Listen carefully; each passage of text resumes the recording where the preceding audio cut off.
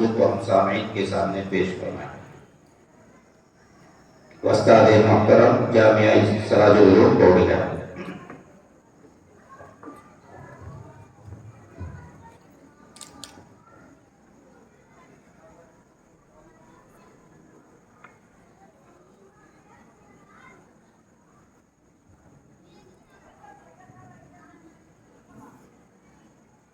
السلام علیکم ورحمۃ اللہ وبرکاتہ۔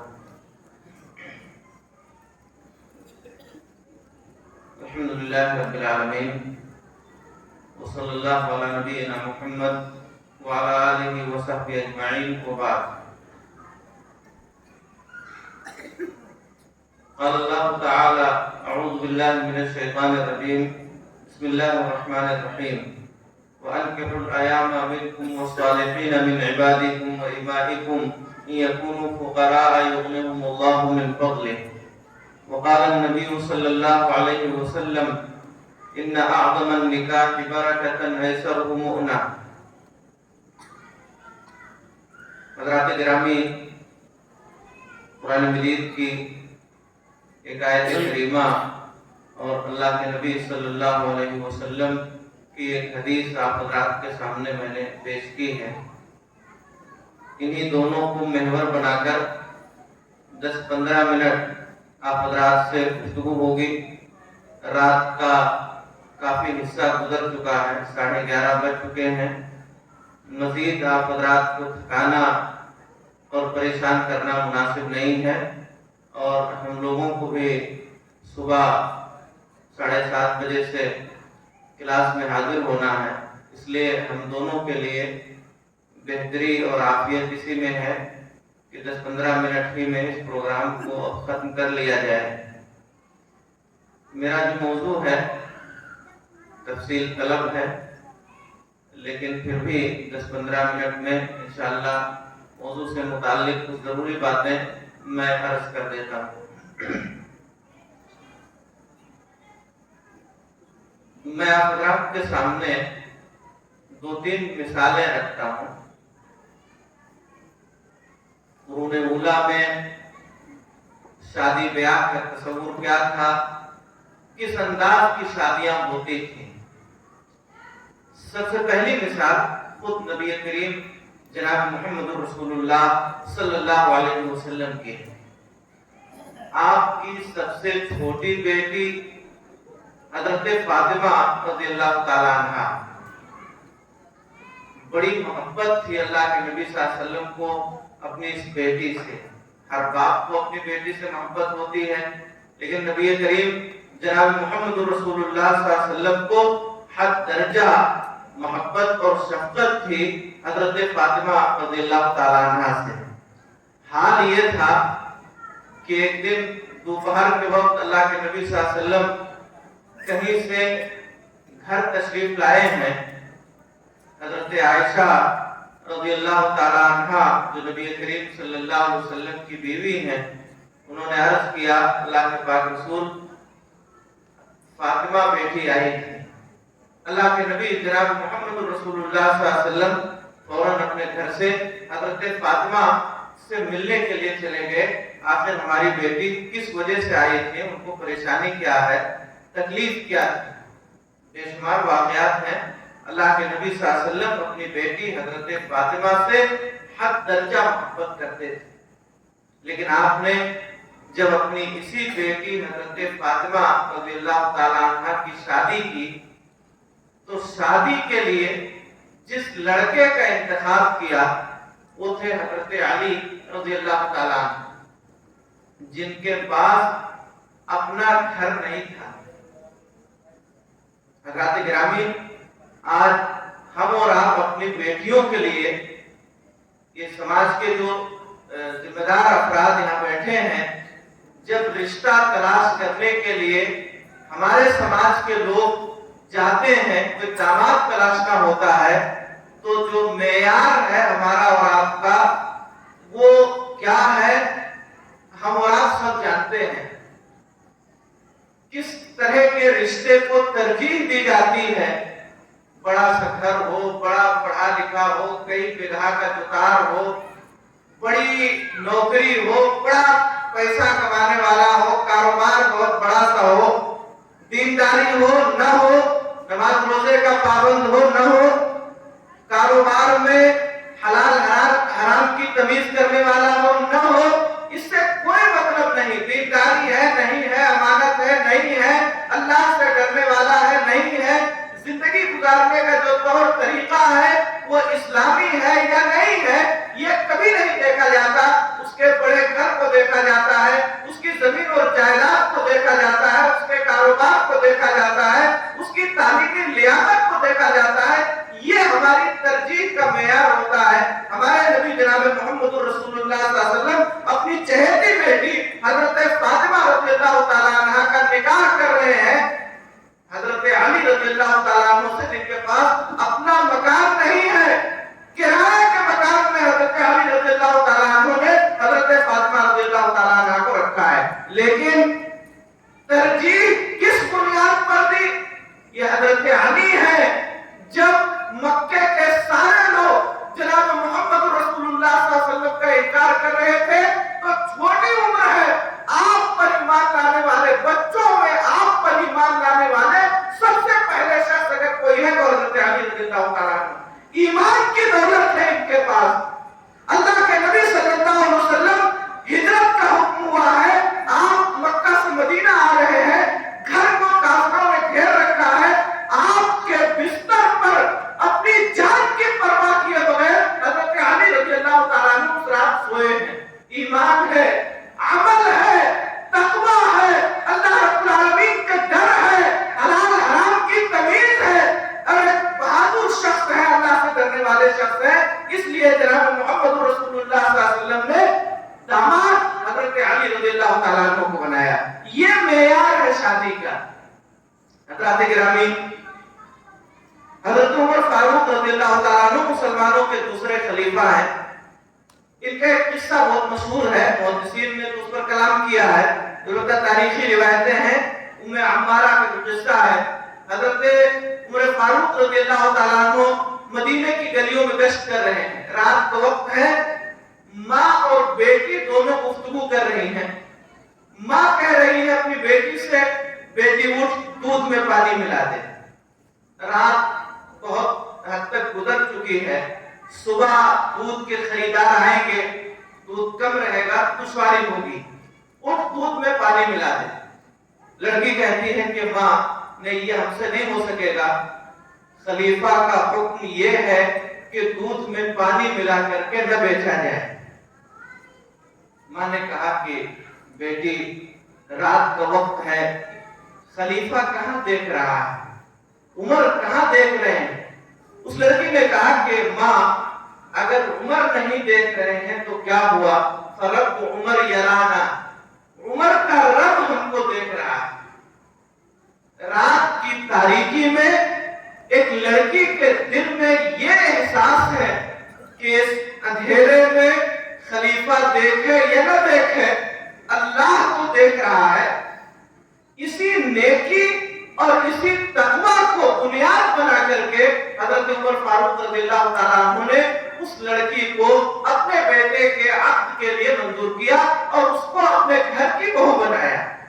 हजरत गिरामी, मैंने इससे पहले बताया अल्लाह के नबी सल्लल्लाहु अलैहि वसल्लम ने हजरत फातिमा के लिए दामाद तलाशा जो दीनदार थे, मुत्तकी थे, ईमान वाले थे, परहेजगार थे। हजरत उमर फारूक रज़ियल्लाहु ताला अन्हु खलीफा वक्त के एक बड़ी रियासत के, दुनिया के एक बड़े हिस्से के अमीर और खलीफा है, अपने बेटे का हक और निकाह कर रहे हैं एक ऐसी लड़की से जो दूध बेचने वाली है, जिसका कोई सहारा नहीं, एक माँ। एक गरीब घराने के बच्ची को उन्होंने बहू बनाया। क्यों बनाया? क्या उन्होंने ये देखा कि 2 ट्राली लाद करके लाएगी, बड़ा सा बेड होगा, 50,000 के furniture, cooler, fridge, washing machine, नकद, बुलेट? क्या हजरत उमर फारूक रज़ियल्लाहु ताला अन्हु ने शादी के लिए जिस लड़की को अपनी बहू बनाना चाहा, क्या उन्होंने मेयार यही रखा जो हम और आप रख रहे हैं?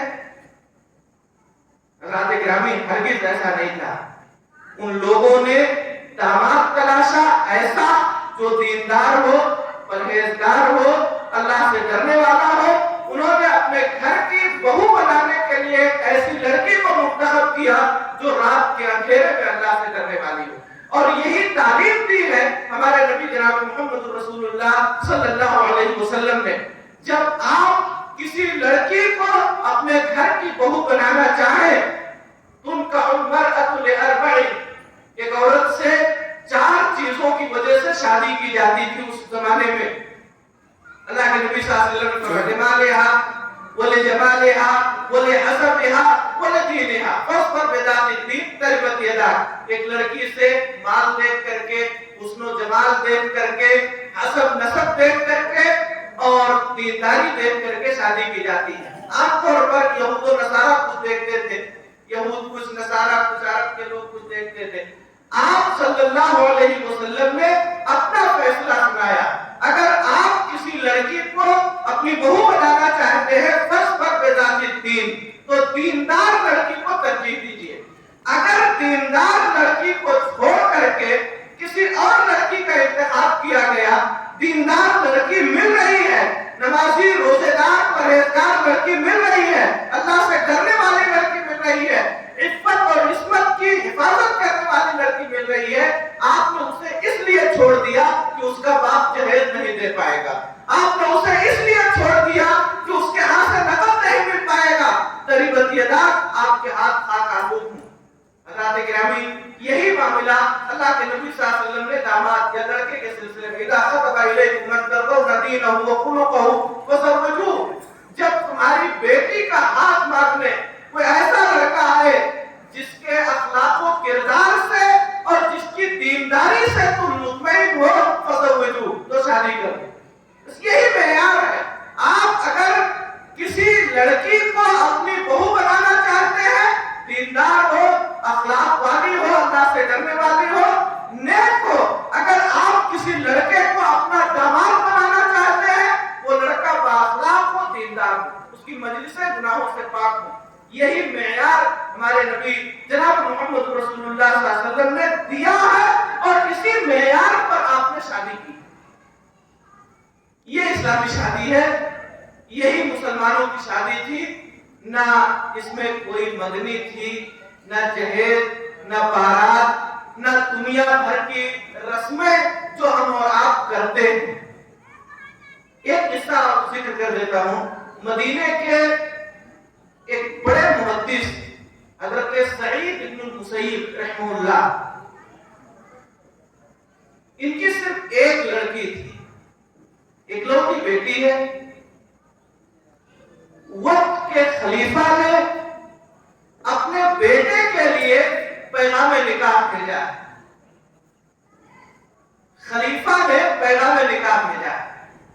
سعید بن مسیب رحمہ اللہ نے انکار کر دیا, اس پیغام کو قبول نہیں کیا. کہا نہیں, ہم اپنی بیٹی کی شادی تمہارے یہاں نہیں کر سکتے. جبکہ مہر میں بہت ساری رقم دینے کے لیے اس نے کہا خلیفہ ہے, اس کے ہاں بہت ساری چیزیں ویسے ہیں.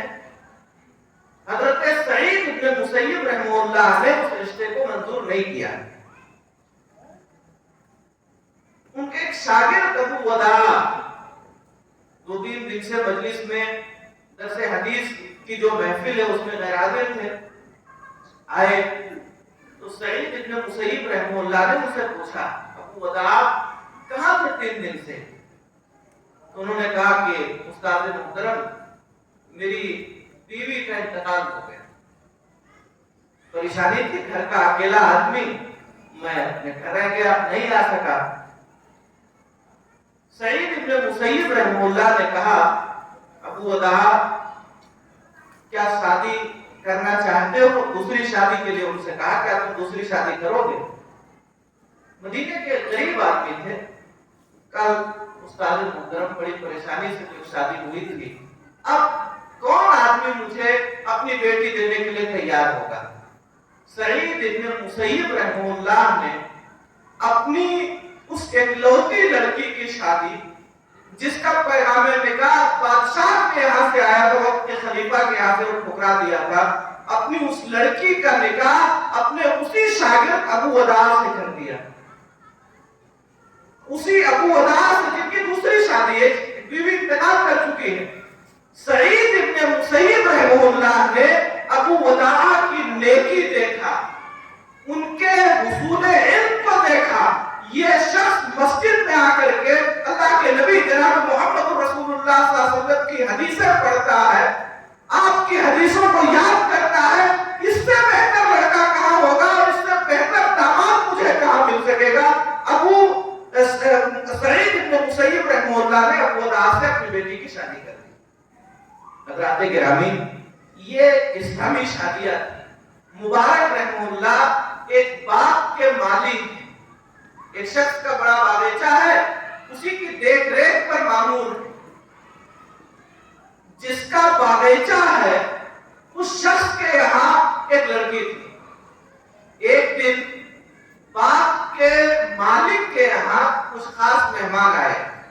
اس نے آ کر کے مبارک رحمہ اللہ سے کہا کہ ایسا کیجئے, آج کچھ خاص مہمان آنے والے ہیں, تم باغ میں جاؤ اور کچھ میٹھے اور اچھے پھل توڑ کر کے لے آؤ. مبارک رحمہ اللہ کے باغ میں گئے, چند درختوں سے کچھ پھل توڑا اور لا کر کے مالک کی خدمت میں پیش کر دیا. اتفاق ایسا کہ وہ پھل بہت اچھے نہیں تھے, کھٹے نکلے. بڑا ناراض ہوا باغ کا مالک اور ڈانٹنے لگا کہ ایک عرصے سے تم اس باغ کی رکھوالی کر رہے ہو اور تمہیں یہ بھی نہیں معلوم کہ کس درخت کے پھل کھٹے اور کس درخت کے پھل میٹھے ہیں.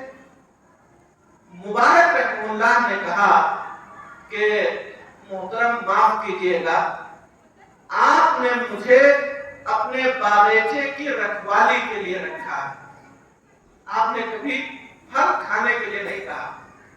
ایک عرصے سے آپ کے باغ کی رکھوالی کرتے ہوئے میں نے کسی درخت کا کوئی پھل نہیں کھایا.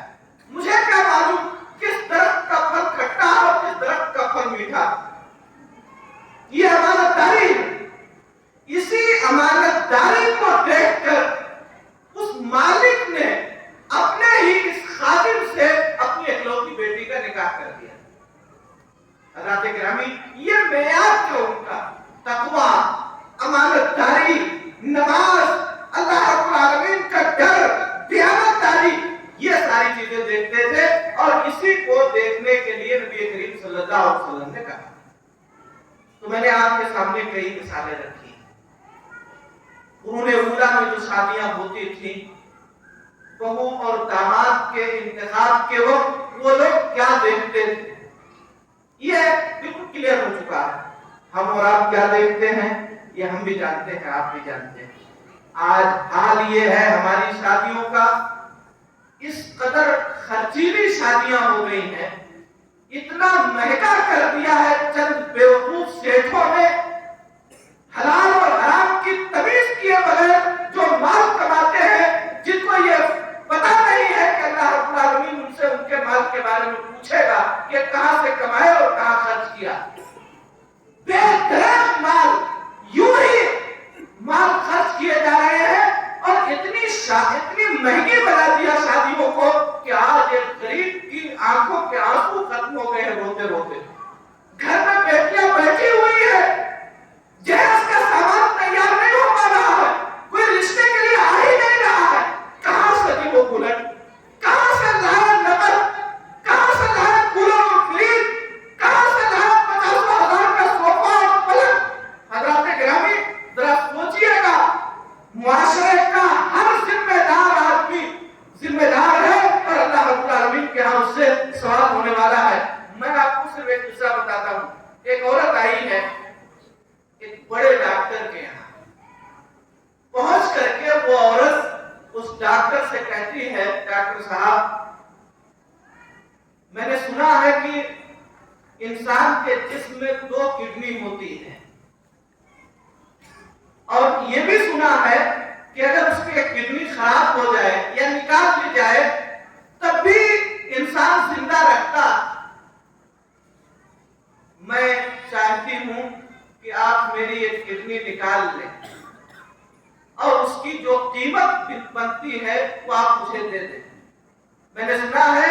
کہ انسانی اعضاء بہت مہنگے بکتے ہیں، بڑی رقم پر انسان کے اعضاء بک جاتے ہیں، آپ میری ایک کڈنی نکال لیجئے اور اس کی جو قیمت بنتی ہے آپ مجھے دے دیجئے۔ بڑی حیرت ہوئی ڈاکٹر کو، اس نے کہا ماں کیوں ایسا آپ کہہ رہی ہیں؟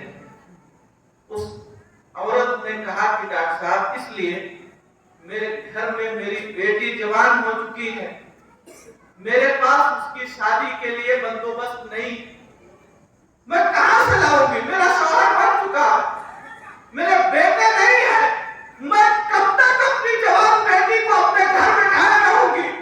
آپ میری ایک کڈنی نکال دیجیے اور جو قیمت بنتی ہے آپ دے دیجیے تاکہ میری بیٹی کی شادی ہو جائے۔ میں تو اپنی عمر گزار چکی ہوں، 4-6 سال اور زندہ رہوں گی، ایک ہی کڈنی کے سہارے میں زندہ رہوں گی، لیکن آپ اس کو نکالیے، اس کو خرید لیجیے، میں اس قیمت سے اپنی بیٹی کو اپنے گھر سے رخصت کرنا چاہتی ہوں۔